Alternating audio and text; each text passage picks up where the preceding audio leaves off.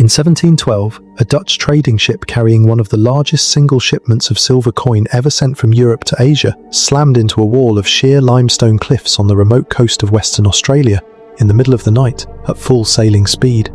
Nobody in Europe knew it had happened.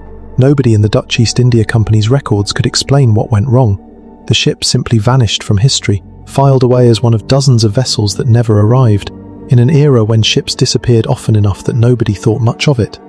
It stayed lost for more than 200 years, and when it was finally found, sitting at the base of cliffs so remote that almost nobody had ever had a reason to look there, it left behind a second mystery that's still being investigated using modern genetic science today. A mystery written directly into the DNA of people living in that part of Australia right now. This is the story of the Zuytdorp, and it's one of the strangest, least known chapters in the entire story of European contact with this continent. Let's start with the ship itself, and why it was carrying so much wealth in the first place. The Zuytdorp was a Dutch East India Company vessel, the VOC, the massive trading corporation that dominated European trade with Asia through the 1600s and 1700s. In 1711, it departed the Netherlands loaded with roughly 250,000 guilders worth of silver coin, an enormous sum intended to fund trading operations once the ship reached the Dutch colonial base in Batavia, modern-day Jakarta. The route these ships typically followed involved catching strong westerly winds south of the Cape of Good Hope, riding them east across the Indian Ocean, and then turning north toward Java at a carefully calculated point. Here's the problem that killed dozens of Dutch ships during this exact era, and the Zuytdorp specifically. Before reliable methods for calculating longitude existed, ships' navigators had genuinely no precise way of knowing exactly how far east they'd actually travelled. They could measure latitude reasonably accurately using the sun and stars, but longitude was, for most of the age of sail, closer to educated guesswork than exact science.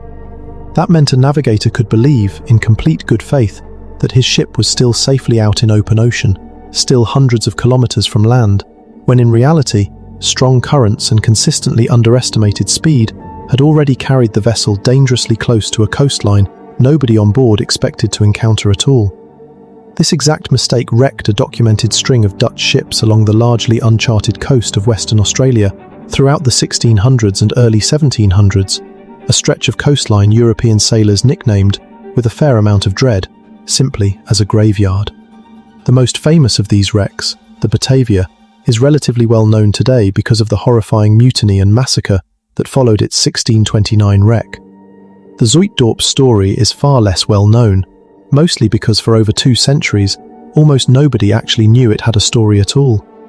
Here's where it gets genuinely eerie. On the night it wrecked, sometime around June 1712, the Zuytdorp struck the base of what's now called the Zuytdorp Cliffs, a stretch of towering, almost sheer limestone cliff face, rising up to 200 meters directly out of the Indian Ocean, roughly 60 kilometers north of the mouth of the Murchison River in Western Australia. This isn't a gentle beach landing gone wrong. These are genuinely some of the most dramatic, inhospitable cliffs on the entire Australian coastline.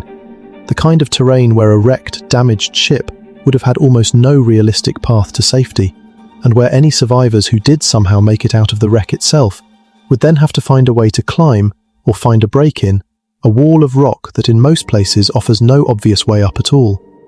For 213 years, the Zuytdorp's fate was a genuine, unsolved mystery back in the Netherlands. The VOC knew the ship had departed. They knew it never arrived at its destination, and that was essentially the entire record.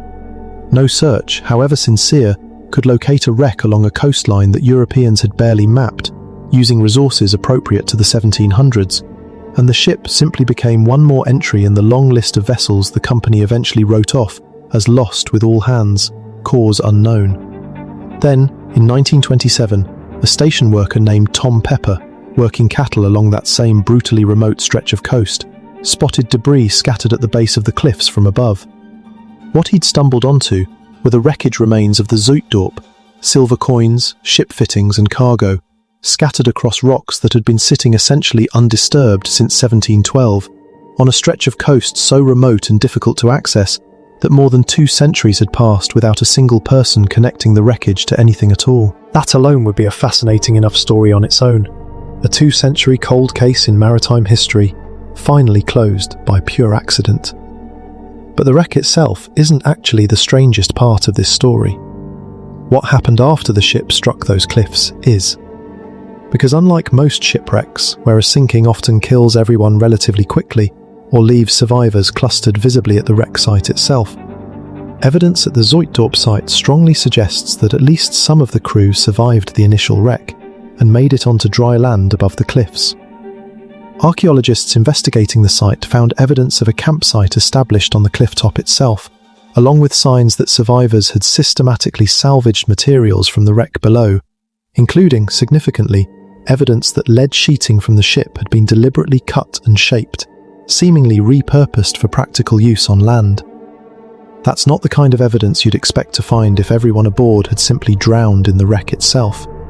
That's evidence of people who made it out, who organised themselves enough to establish a camp, and who deliberately worked with materials salvaged from their own ship to try to survive whatever came next. And then, just like the ship itself before it was found, those survivors disappear completely from the historical record. No rescue ever came, no return voyage, no documented sighting by any later European expedition confirmed what happened to any of them. Whatever happened to the people who made it up those cliffs in 1712 happened somewhere in the vast, arid country stretching inland from that coastline, entirely unrecorded by anyone who could write it down in a form that would survive. So what actually happened to them? This is where the story turns from a straightforward historical mystery into something genuinely stranger. Because the most compelling evidence for what might have happened to at least some of the Zuytdorp survivors doesn't come from archaeology at all. It comes from modern medical genetics. Porphyria variegata is a rare genetic blood disorder, one that causes sensitivity to sunlight, abdominal pain, and a range of other symptoms, and one that's well documented in medical literature as originating from a specific, traceable genetic mutation among Dutch settlers in South Africa in the 1600s.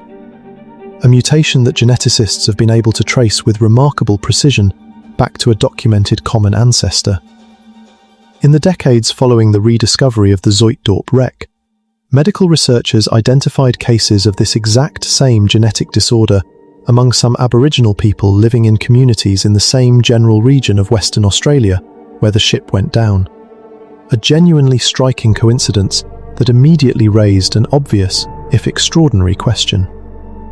Could the genetic marker have arrived in that specific Aboriginal community through descendants of Zuytdorp survivors who made it ashore and were subsequently absorbed into the local Aboriginal population over the generations that followed? This theory, sometimes referred to informally as the Zuytdorp survivor theory, has never been definitively proven, and it's genuinely important to be upfront about that rather than overstate the case. Establishing a confirmed genetic link across 3 centuries, using population genetics rather than direct documentary evidence, is an extraordinarily difficult thing to prove with total certainty. And the specific mutation involved, while rare, isn't necessarily so rare or so geographically restricted that its presence alone constitutes conclusive proof of any one single historical origin story. Serious researchers examining the question have generally treated it as a plausible, genuinely intriguing hypothesis, rather than an established historical fact. And the debate among historians and geneticists studying the question has continued for decades without a fully settled conclusion either way. But here's what makes the theory genuinely compelling, rather than just speculative folklore. The geography lines up. The timeline lines up. The archaeological evidence of a functioning survivor camp on the cliff top, with deliberately repurposed materials, lines up with the idea of people who didn't just wash ashore and perish immediately, but who survived long enough to establish themselves, adapt, and potentially move inland, where contact and eventual integration with existing Aboriginal communities becomes a genuinely plausible outcome over the following decades and generations. And unlike almost every other unsolved shipwreck mystery in Australian history, this is one where the potential evidence isn't sitting in an archive somewhere waiting to be found. It's potentially already been walking around, generation after generation, entirely unaware of its own possible origin story for the better part of 300 years. Now here's a detail that adds another layer to how strange this entire story actually is. The stretch of coastline where the Zuytdorp wrecked sits within the traditional country of several Aboriginal groups whose own oral traditions and history long predate any European shipwreck by tens of thousands of years.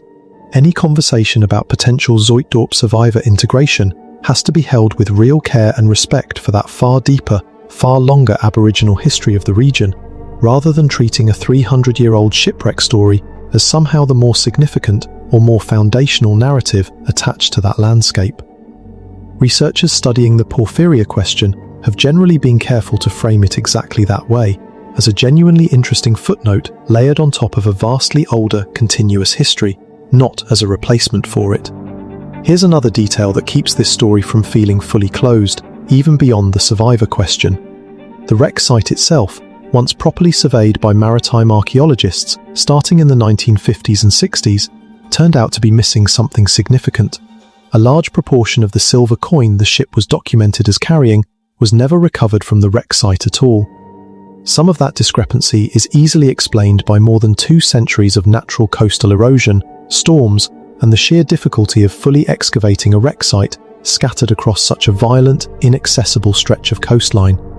But the gap between documented cargo and recovered cargo has also fed persistent speculation, never conclusively resolved, about whether survivors themselves may have salvaged and carried away some portion of that silver before eventually moving inland.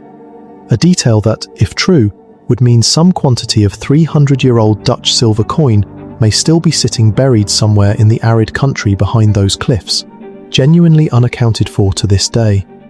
The Zuytdorp Cliffs themselves have continued to make the site difficult to properly investigate, even with modern equipment. The same sheer, unstable limestone terrain that likely killed a significant number of the crew on impact has made repeated archaeological survey work at the site itself genuinely dangerous, limiting how thoroughly the wreck and surrounding clifftop area have ever been fully excavated compared to more accessible historical sites elsewhere in Australia. Researchers returning to the site decades apart have continued to document new finds and reassess earlier conclusions, meaning this is very much still an active, ongoing area of maritime archaeological research rather than a case that was ever definitively closed the moment the wreck was rediscovered in 1927. So what does all of this actually add up to?